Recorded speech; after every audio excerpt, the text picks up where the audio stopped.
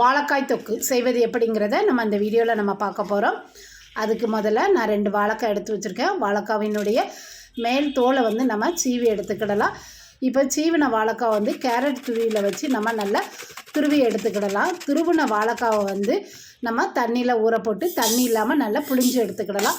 1 spoon வந்து வெந்தயம், 1 spoon வந்து கடுகு போட்டு நல்லா வறுத்து பொடி பண்ணி எடுத்துக்கிடலாம். இப்போ ஒரு பாத்திரத்தில் கடுகு, வத்தல், அரைச்ச வெங்காயம், அரைச்ச 2 தக்காளி, தட்டுன இஞ்சி, 1/4 ஸ்பூன் வந்து காயப்பொடி எல்லாத்தையும் போட்டு நல்லா கலந்து விட்டுக்கிடுவோம்.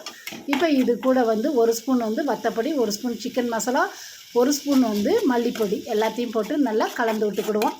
இதை வந்து ஒரு 5 நிமிஷம் நல்லா பச்சை வாசனை போக வர வதக்கி விட்டதுக்கப்புறமா நம்ம வந்து ரெடி பண்ணி வச்சுருக்கிற வாழைக்காவையும் இது கூட போட்டு சின்ன நெல்லிக்காய் சைஸ் அளவுக்கு புளியை கரைச்சி வச்சுருக்கேன். அதையும் ஊற்றி 1 ஸ்பூன் உப்பையும் போட்டு ஒரு 10 நிமிஷம் நல்லா கொதிக்க வச்சு எடுத்தால் சுவையான வாழைக்காய் தொக்கு ரெடி ஆகிட்டு. இதை சாதத்தோடு பிசைஞ்சு சாப்பிடும்போது டேஸ்ட் அருமையாக இருக்கும்.